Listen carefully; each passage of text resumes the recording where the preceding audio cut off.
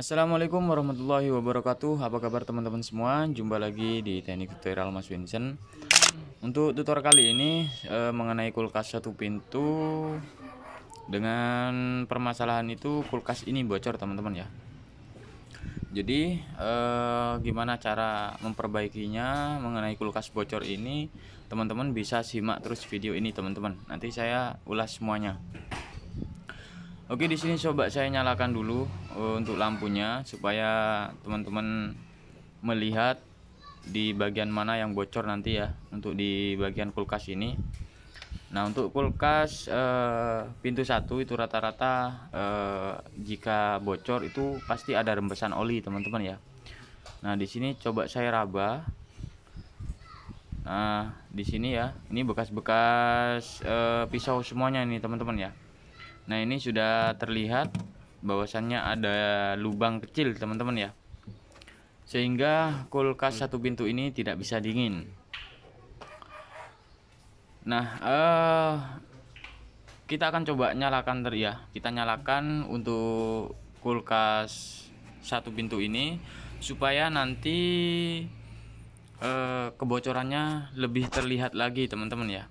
Kita nyalakan dan kita akan lihat. Nah, ini ya, ini bekas-bekas terkena pisau itu sangat banyak sekali. Tapi yang nampak, nah ini ya, yang saya tekan ini lubang ya, ini lubangnya. Nah, untuk cara menambalnya itu teman-teman bisa menggunakan lem alu platinum ya, las alu platinum atau lem hijau. Itu lebih kuat ya teman-teman ya. Jadi jangan sampai menggunakan lem yang di luar itu teman-teman ya, nanti bakalan bocor lagi. Oke, di bagian di sini kita potong di bagian pipa. Ini pipa hisap kita potong supaya nanti kita bisa lihat kebocorannya ya. Dan ini juga nanti kita akan flashing juga teman-teman ya. Jangan lupa kita flashing, kita bersihkan di bagian evaporatornya. Nah, ini oke. Nah, di sini kita tekan nih. Kita tekan. Nanti akan keluar oli teman-teman ya. Nanti bakalan akan keluar oli nih di bagian evaporatornya. Nah, kita tekan aja seperti ini. Oke, sekarang kita akan lihat di bagian freshernya nih. Oke, kita lihat lagi. Nah, ini ya. Ini sudah keluar ya untuk oli-oli. Nah, ini olinya sudah keluar. Jadi seperti ini teman-teman ya.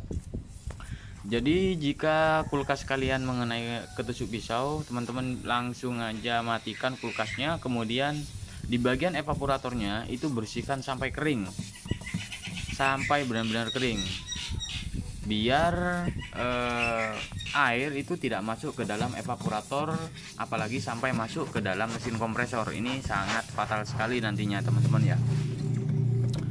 Oke, di sini saya akan coba las ya. Saya coba akan las di bagian evaporatornya, dan teman-teman bisa lihat di video-video sebelumnya sudah pernah saya praktekkan ya. Jadi ini saya nanti akan skip biar mempercepat. Oke. Oke, sekarang kita coba panaskan ya. Panaskan seperti ini, kemudian kita las. Nah, ini ya, selesai kita las, ini jadinya seperti ini teman-teman ya. Jadi semuanya tertutup dengan lem las alu platinum. Nah, ini nggak bakalan bocor lagi teman-teman ya. Nah, jika teman-teman mengalami kesulitan mengenai pengelasan dalam evaporator yang bocor ini, teman-teman itu harus bersihkan terlebih dahulu di bagian oli-olinya. Ini kalau misalkan banyak oli itu sangat sulit ya untuk las alu platinum ini menempel dengan sempurna. Jadi harus kita bersihkan terlebih dahulu teman-teman ya. Oke, sekarang kita coba ambil air ya, sedikit aja supaya di bagian evaporator ini dingin. Dan nanti kita coba akan tes juga apakah masih ada rembesan ya, kebocoran atau tidak nih teman-teman ya. Tapi di sini saya yakin ketika kita sudah las dengan alu platinum itu sudah merata teman-teman. Oke, kita kasih sedikit aja. Nah, ya. Karena ini masih panas teman-teman ya, masih panas. Nah, kita kasih aja sedikit seperti ini. Oke, sekarang kita coba kita sambil flashing ya teman-teman ya, sambil flashing supaya di bagian oli itu hilang teman-teman ya. Jadi kita flashing, kita keluarkan aja seperti ini. Kalau misalkan di bagian evaporatornya itu cukup banyak, teman-teman bisa menggunakan autozone ya, atau metil. Teman-teman bisa masukkan. Oke, di sini kita coba potong ya, potong pipa kapiler dan filternya juga kita potong, dan kita juga akan lihat. Nah, ini keluar air ya di bagian kondensor.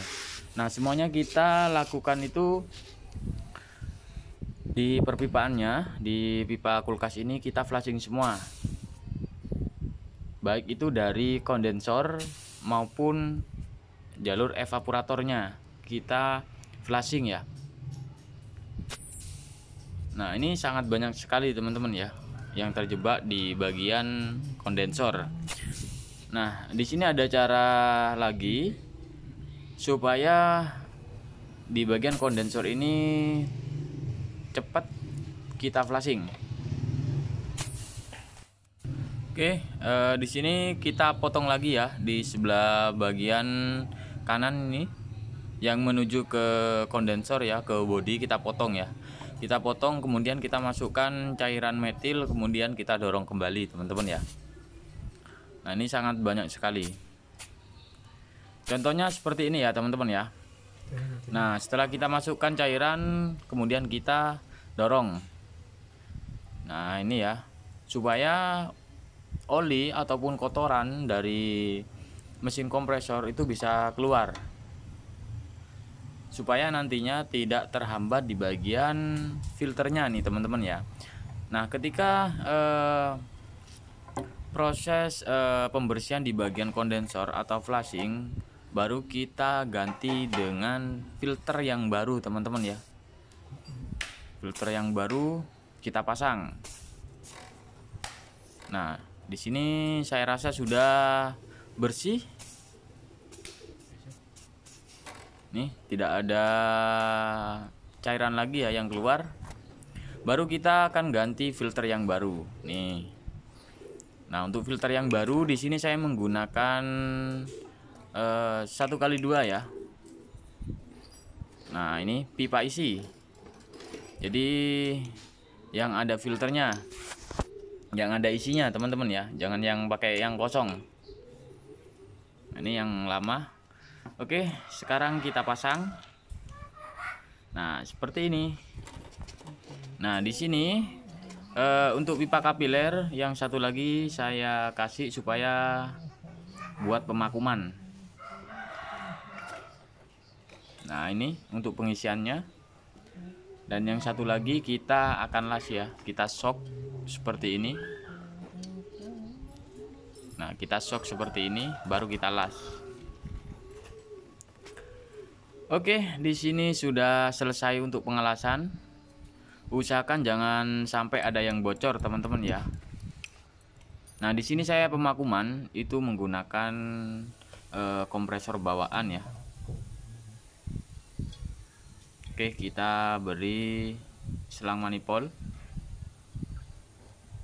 kemudian kita tutup, kemudian kita tunggu ya sampai udara yang dari pipa kapiler, dari filter ini tidak ada udara sama sekali, baru kita akan tutup dan kita isi freon teman-teman. Jadi seperti itu. Dan sambil lalu untuk menunggu pemakuman, di sini saya akan tunjukkan ya kenapa saya bilang bahwa filter ini wajib kita ganti ya.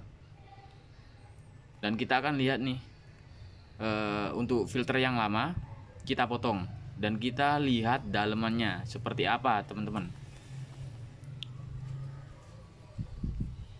Oke, kita potong ya seperti ini.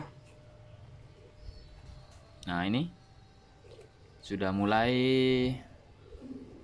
kebuka untuk di bagian filternya. Kita akan lihat nih, kenapa saya bilang bahwa filter ini harus kita ganti supaya nanti biar tidak ada penyumbatan. Ini pasti basah nih teman-teman ya, basah untuk filternya. Oke, ini sudah mulai terpotong. Oke, ini teman-teman bisa lihat nih. Oke, ini untuk di bagian filternya di sini basah teman-teman ya. Bawah basah terkena oli. Ini sudah tidak bisa nyerap nih teman-teman ya kalau sudah seperti ini. Dan kita akan lihat dalamannya nih teman-teman ya. Nah, itu kotoran. Nah, ini nanti itu akan menyumbat di saluran pipa kapiler, sehingga kulkas biasanya itu kalau buntu atau tersumbat itu bakalan tidak dingin, dan ciri-cirinya bodi panas tapi mesin kompresor tetap nyala. Tidak panas teman-teman ya, tidak panas tapi mesin kompresor tetap nyala. Oke, langsung saja ini proses setelah pemakuman baru kita isi freonnya teman-teman ya. Nah, untuk freon itu disesuaikan ya menggunakan tang ampere. Jika teman-teman tidak ada tang ampere, kita langsung aja tekanannya ke 15 psi. Di bawah 15 psi atau 10 psi itu tidak masalah teman-teman ya.